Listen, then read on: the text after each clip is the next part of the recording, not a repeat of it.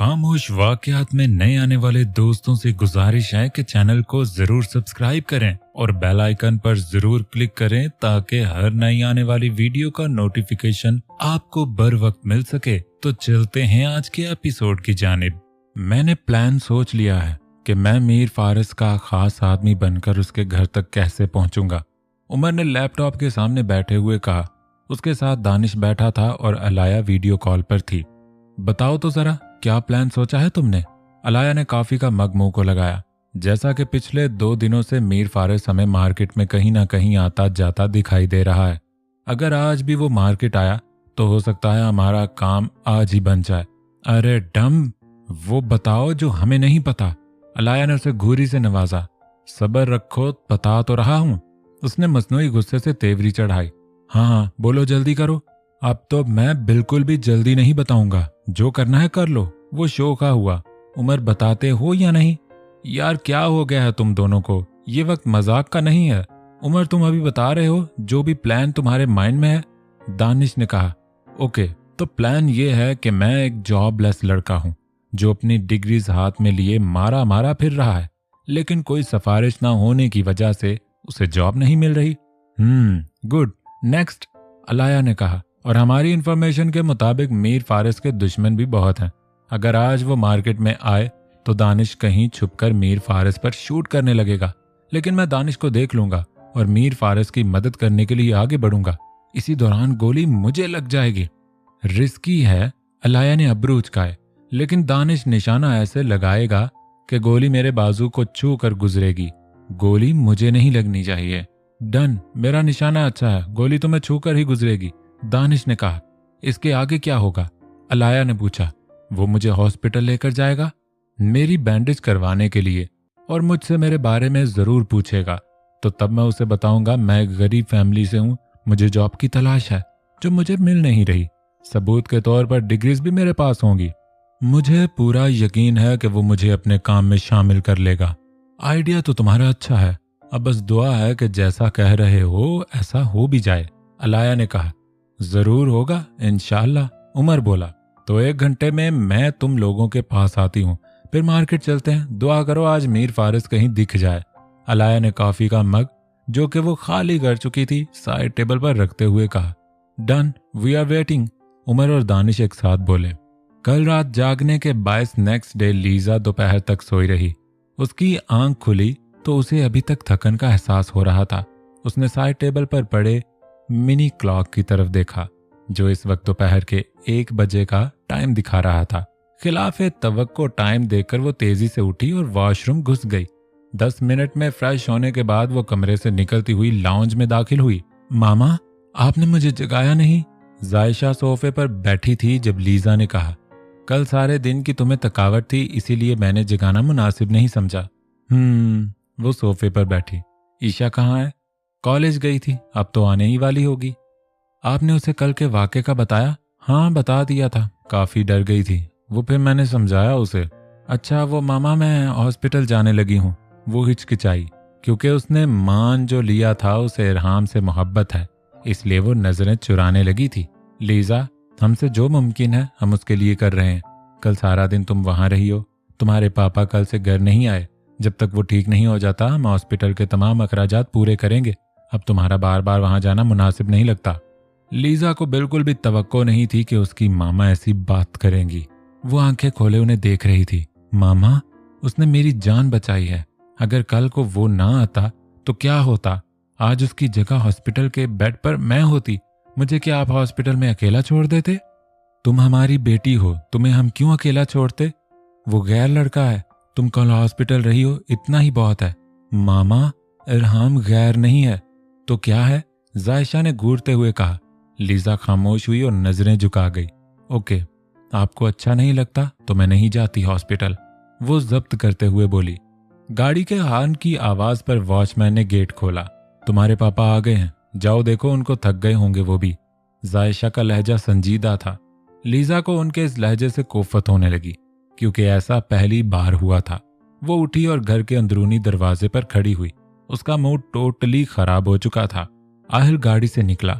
Lisa हाथ मसलती हुई उन्हें देख रही थी। उसका शिद्दत से दिल चाह रहा था हॉस्पिटल जाकर इरहाम को देखने का। आहिल ने बैक साइड का दरवाजा खोला और उसे पकड़ते हुए बाहर निकाला। लीजा बेयकीनी से देखने आहिल इरहाम को पकड़ता हुआ गाड़ी से निकाल रहा था। उसके बाजू पर बैंडेज लगी थी। इरहाम की नजर लीजा पर पड़ी। वाइट सूट, गीले बालों के साथ वो निखरी निखरी सी दिखाई दे रही थी। जायशा उसके पास खड़ी हुई और मुस्कुराते हुए उसके कंधे पर हाथ रखा। लीजा हैरान हुई। जब आहिल को घर लाना था तो उसकी मामा ने उसके साथ झूठ क्यों बोला? इससे पहले कि वो कुछ बोलती, आहिल और इरहाम उनके पास पहुंच चुके थे। लीजा की नजरें उससे मिली। वो काफी कमजोर दिखाई दे रहा था। अस्सलामु अलैकुम, इरहाम ने जायशा से कहा। वालेकुम अस्सलाम, कैसी तबीयत है अब?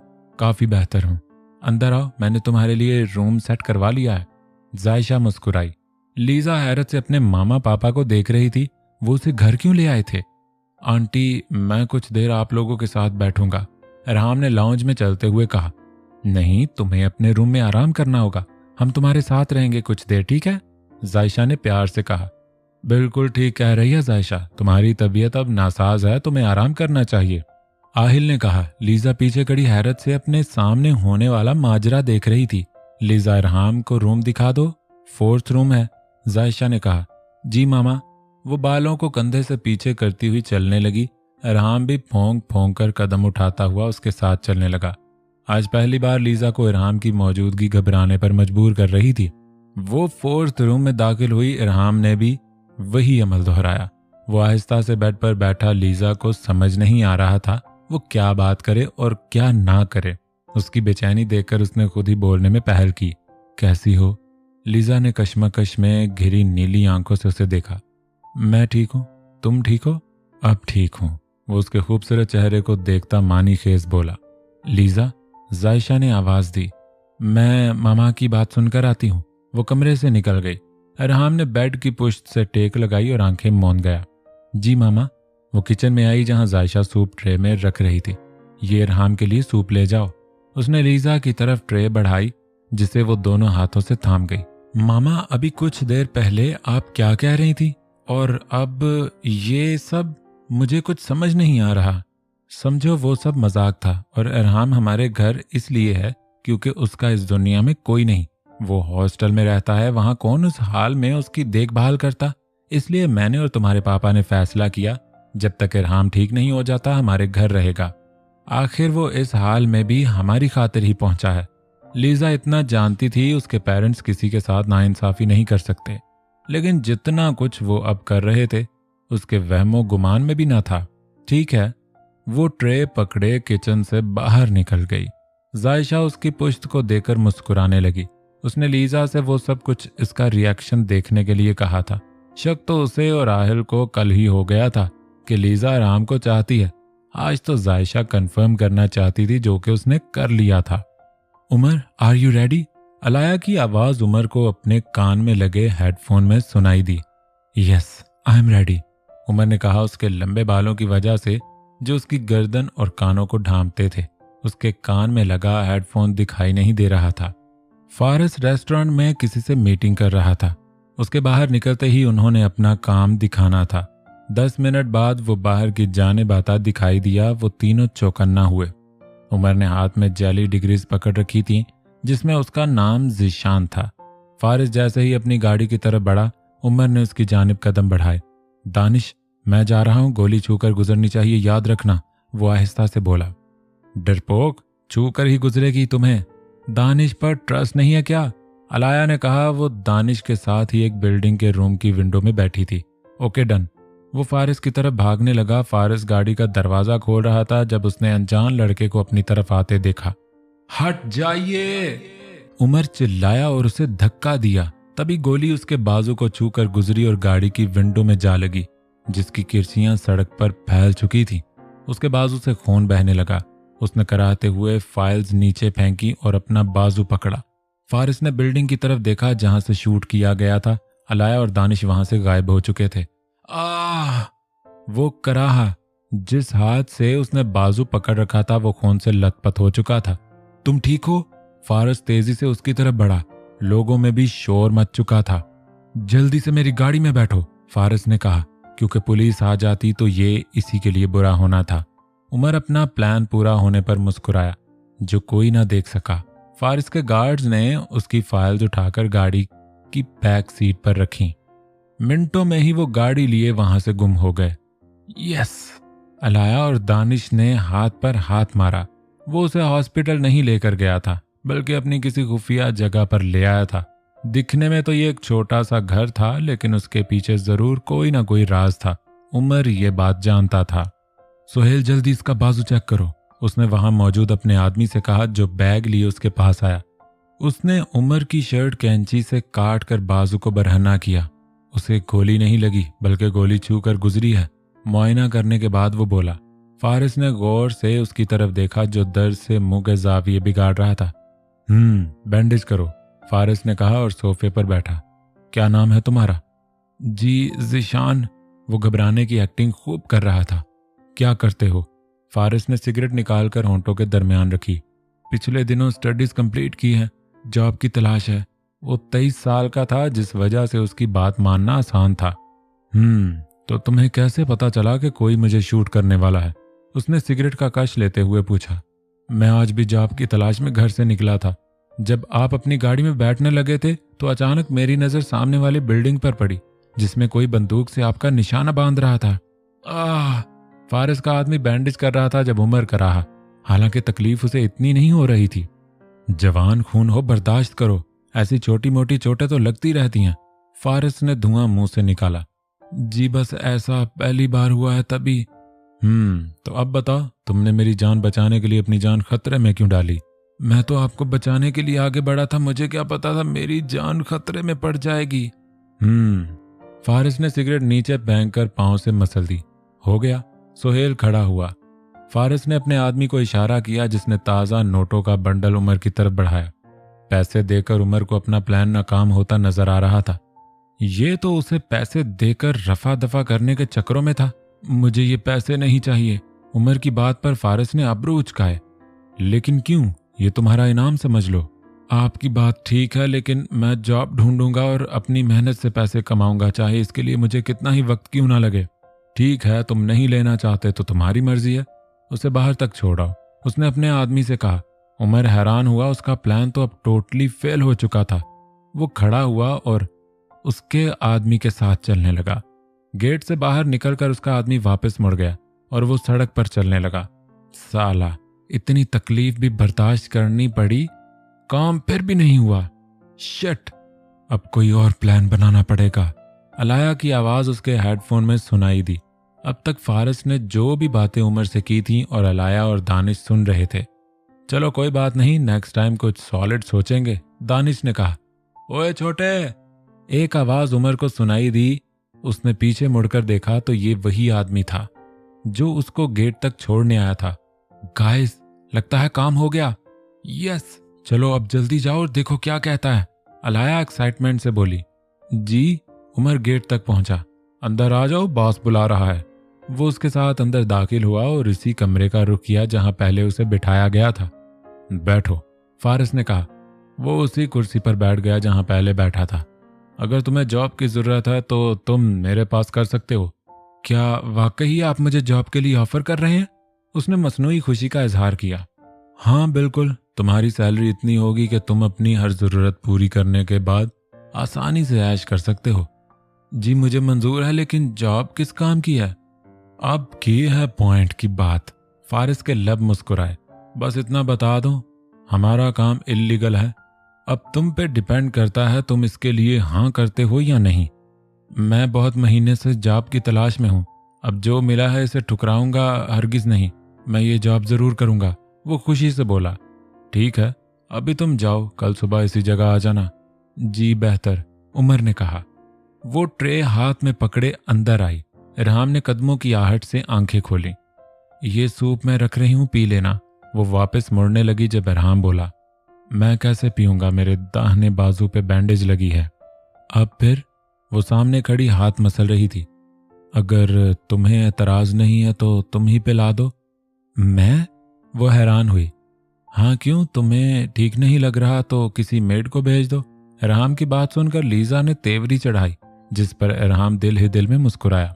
वो चलती हुई बेड पर बैठी और टेक लगाए बैठा था। लीजा ने सूप को चम्मच में भरा और इरहाम की तरफ किया। उसने सूप पीने के लिए मुंह खोला। अब वो उसे सूप पिला रही थी और वो लीजा को देखने का शुगल फरमा रहा था। उसकी नजरों के हिसार से घबराते हुए लीजा का हाथ लड़खड़ाया, जिससे सूप उसकी थोड़ी से गर्दन तक फैल गया। ओह आई एम सॉरी। इरहाम ने जलन के एहसास से आंखें बंद की। आई एम सॉरी इरहाम, मुझे पता नहीं चला। लीजा ये बहुत गर्म है, मुझे टिश्यू दो, साफ करना है। वो जलन को बर्दाश्त करता हुआ बोला। लीजा ने टिश्यू बॉक्स से जल्दी से टिश्यू निकाला और उसकी गर्दन साफ करने लगी। इरहाम को उससे ये उम्मीद नहीं थी। वो जान गया कि वो अपने दिल में छुपी मोहब्बत को एक्सेप्ट कर चुकी है। उसकी गर्दन को लीजा की उंगलियां छू रही थी। वो तेजी से साफ करती हुई थोड़ी तक आई और नया टिश्यू निकाला। थोड़ी और होंठों को साफ करके उसने टिश्यूज बास्केट में फेंके और खड़ी हुई। वो अपने धक धक करते दिल को महसूस कर सकती थी। कहाँ जा रही हो? वो मैं लाउंज में जा रही हूँ। मुझे सूप कौन पिलाएगा? या भूखा रखने का इरादा है? इरहाम की बात पर लीजा ने सर झुकाया। नहीं, ऐसी कोई बात नहीं। फिर बैठो। लीजा फिर से बेड पर बैठी और सूप का बाउल उठाया। अब वो जल्दी जल्दी सूप खत्म करके उसकी नजरों से भाग जाना चाहती थी। हेलो इरहाम भाई। प्यारी सी आवाज पर इरहाम ने गर्दन एक तरफ किए रूम के दरवाजे को देखा, जहां ईशा कॉलेज यूनिफॉर्म में हाथ बांधे खड़ी थी। ये कौन है? इरहाम ने उसके छोटे बाल और आंखों पे लगे चश्मे को देखकर मुस्कुराया। मेरी छोटी बहन है। ईशा, तुम ऐसे ही आ गई? चलो यूनिफॉर्म चेंज करो, फ्रेश होकर आओ। लीजा ने उसे गोरी से नवाजा। मैं तो पहले इरहाम भाई से मिलूंगी, जिसने अपनी जान की बाजी लगाकर मेरी खड़ूस आपी को बचाया। वो भागती हुई बेड की दूसरी तरफ बैठी। Isha, shut your mouth. Liza को लफ्ज खड़ूस आपी पर गुस्सा आया। हाय इरहाम भाई, आई एम ऐश। उसने हाथ आगे बढ़ाया। ऐश? इरहाम मुस्कुराया। ऐश, मैं हैंडशेक नहीं कर सकता। उसने अपने बाजू की तरफ इशारा किया। बिल्कुल कर सकते हैं। ईशा ने अपना लेफ्ट हैंड आगे किया, जिसे इरहाम ने भी लेफ्ट हैंड से हैंडशेक कर लिया। वाओ, आप तो हीरो हैं। क्या कमाल कर दिया आपने। आप जानते हो, आपकी वीडियो भी FB पर वायरल हो चुकी है। मैंने आज ही देखी है। वो चश्मे को उंगली से धकेलती हुई बोली। क्या वाकई? वो हैरान हुआ। हाँ ना, मैं आपको भी दिखाती हूँ। उसने मोबाइल ऑन किया। ईशा, चलो अपने कमरे में और फ्रेश होकर आओ। अपनी हालत देखी है तुमने? लीजा गुस्से से बोली। आप भी बस एक बार वीडियो तो दिखा दो इरहाम भाई को। मैं क्या कह रही हूँ? लीजा ने उसे घूरी से नवाजा। ईशा मुंह लटकाती हुई बेड से उतरी और बाहर जाने लगी। मैं वेट कर रहा हूँ, इरहाम ने कहा तो उसकी आंखें चमकी।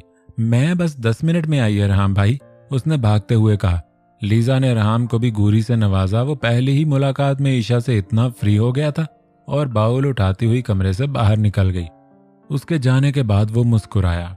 उमर वापस लाया और दानिश के पास आ गया था। प्लान कामयाब होने की खुशी में वो लोग रेस्टोरेंट में डिनर कर रहे थे। आर्यन गाड़ी में बैठा था जब उसकी नजर अलाया पर पड़ी, जो 2 लड़कों के साथ रेस्टोरेंट से बाहर निकल रही थी। आर्यन ने सुर्ख आंखों से उसे देखा। अलाया भी उसे देख चुकी थी। उसके चेहरे पे सजी खुशी हवा हुई। वो संजीदगी से आर्यन को देखने लगी। गाइस, मैं अब जा रही हूँ, तुम कल मिलते हैं।